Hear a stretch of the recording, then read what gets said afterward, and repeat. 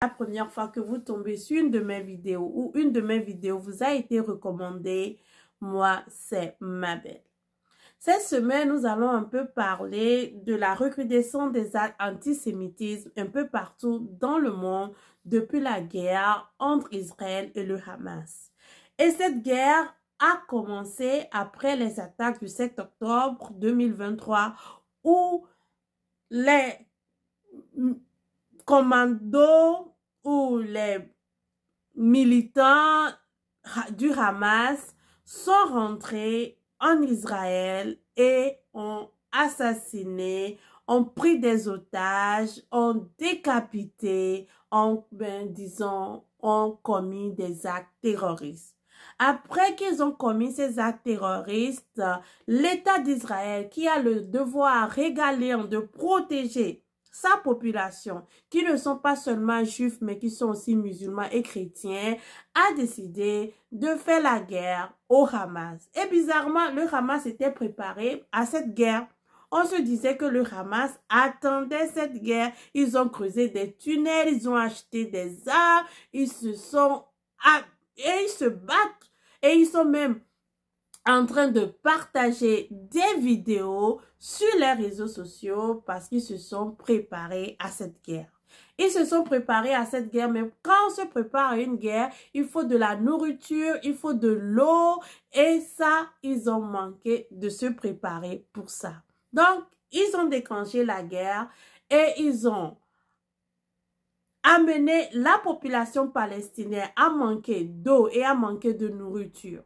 Il fallait un cessez-le-feu humanitaire pour que les camions humanitaires rentrent à Gaza pour donner à manger et à boire à la population palestinienne.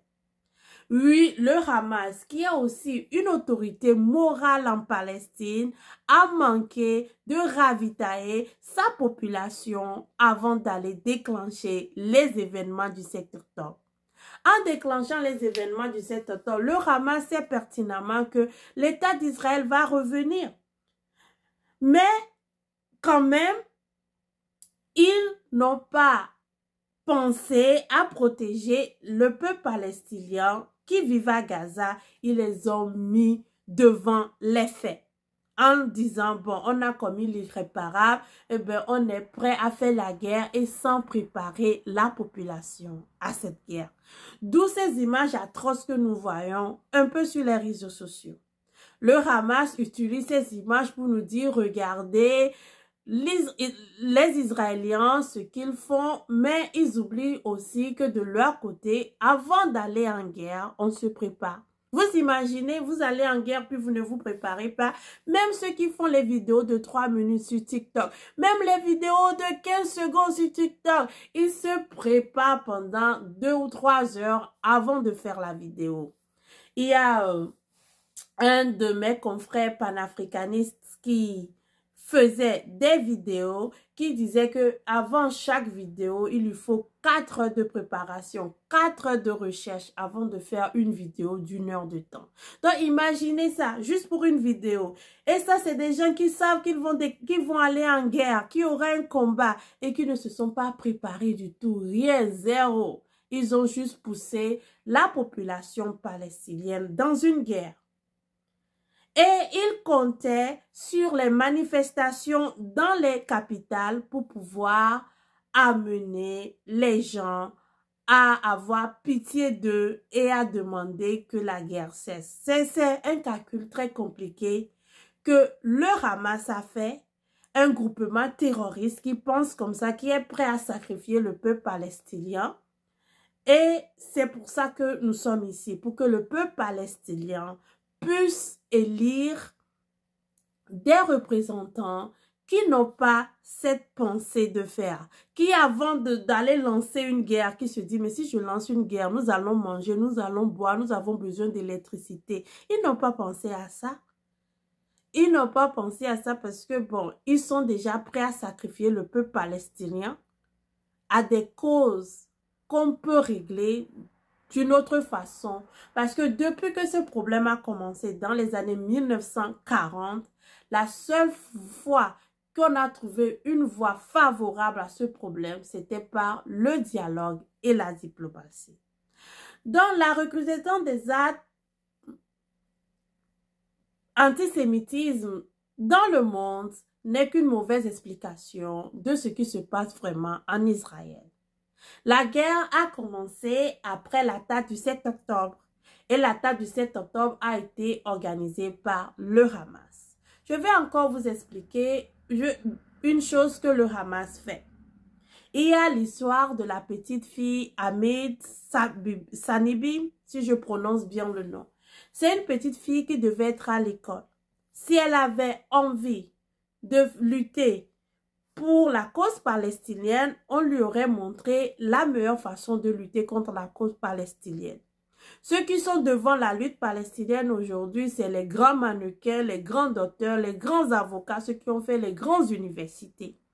Cette petite fille avait envie de lutter pour la cause palestinienne, mais on lui a appris la façon radicale de lutter contre la cause palestinienne. Qu'est-ce qu'elle a fait?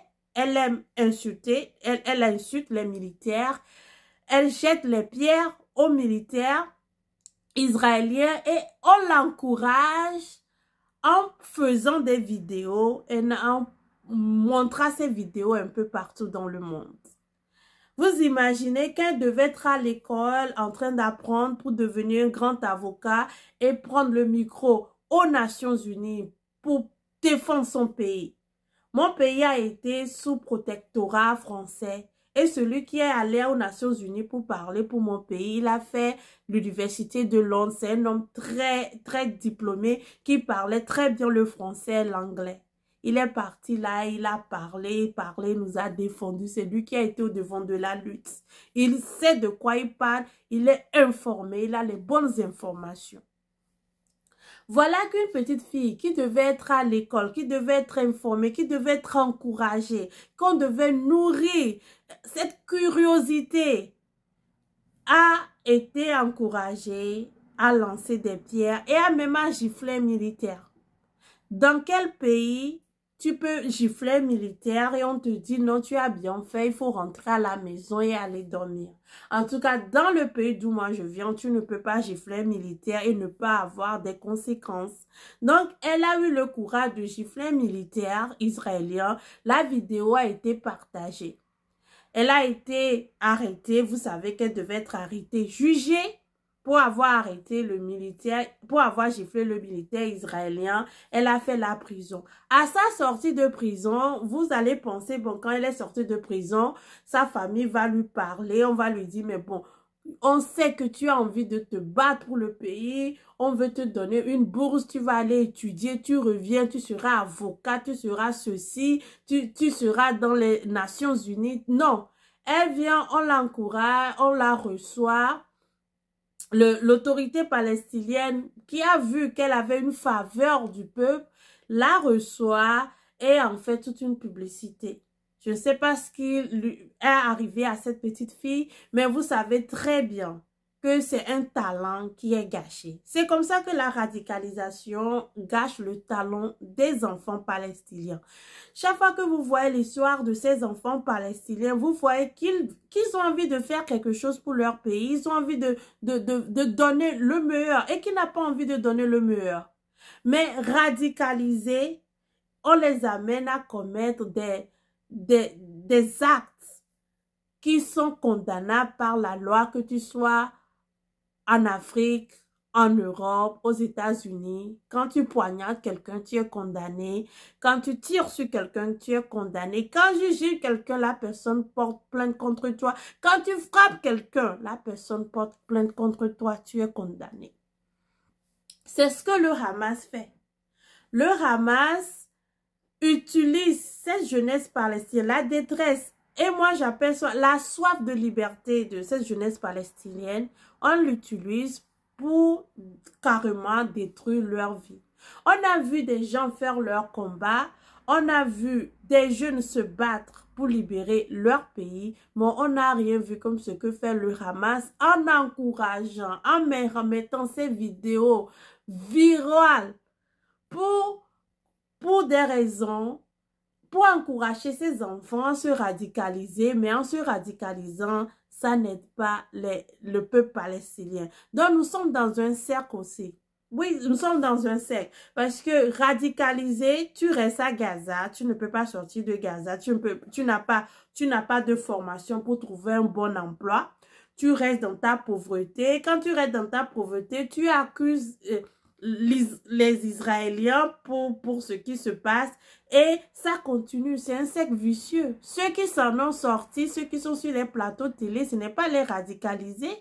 C'est ceux qui sont fait les grandes écoles. C'est ceux qui sont les grands docteurs. C'est ceux qui sont les grands journalistes. C'est ceux qui aujourd'hui portent la voix de la Palestine haute. Et non, les jeunes radicalisés qui ont été amenés à commettre des actes irréparables comme poignarder des gens, essayer de mettre fin à la vie des Israéliens et autres.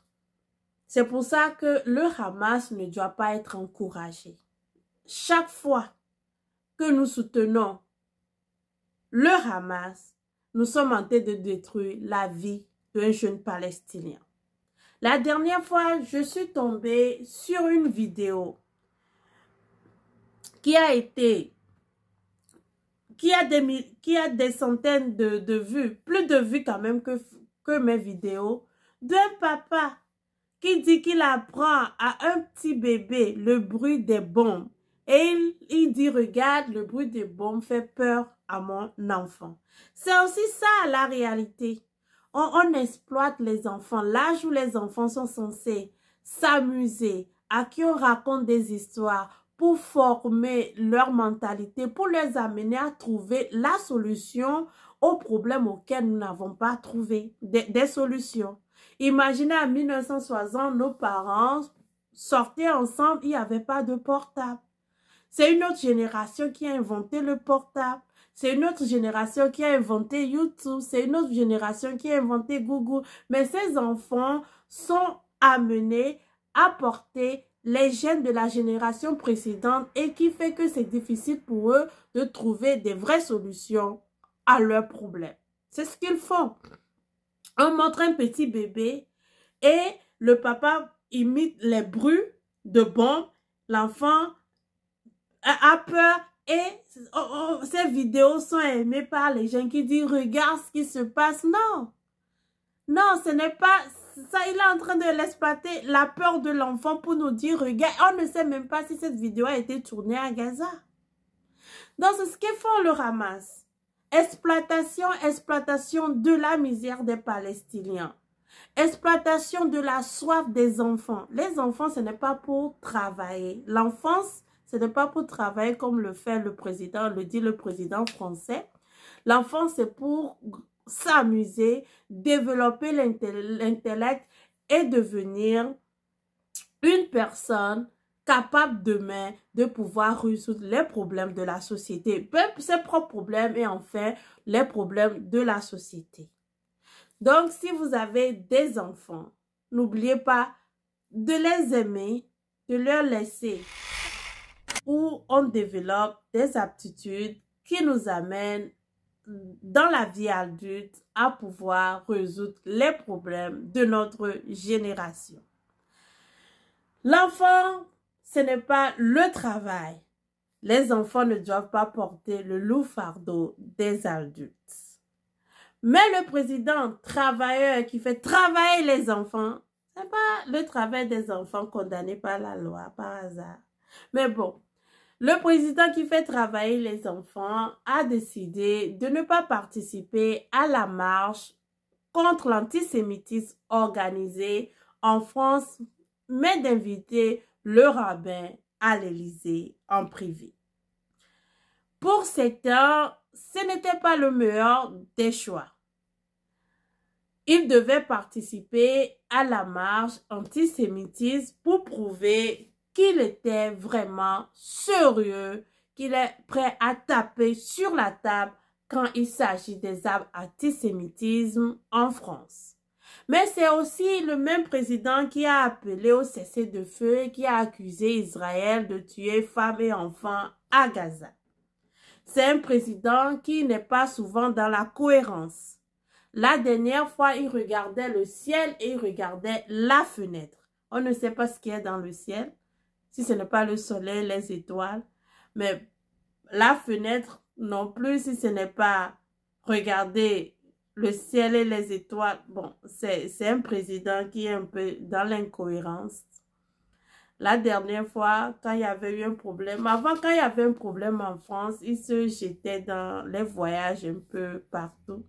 Il y a un problème en France, il venait en Afrique pour régler un problème. Il y a un problème en France, il courait en Chine pour régler un autre problème. Il était le médiateur entre la guerre Ukraino-Russie. Je ne le vois plus dans cette guerre Ukraino-Russie. Il n'est plus là. Il est partout, en fait. Il est le médiateur de toutes les guerres, en fait. Mais bon, c'est un président qui gère tous les dossiers, comme disent les Ivoiriens. Mais le problème, quand tu gères tous les dossiers, c'est que finalement, tu ne gères rien. C'est ça, et c'est pour ça que même YouTube te dit qu'il faut avoir une niche. Soit tu es dans la niche africaine, soit tu es dans la niche mondiale, globale. Tout le monde cherche une niche. Il est partout, en fait. La dernière fois, il sauvait les arbres en Afrique. Maintenant, il vient aussi sauver les eaux en Afrique. Trop de dossiers, trop de dossiers. Bon, pour les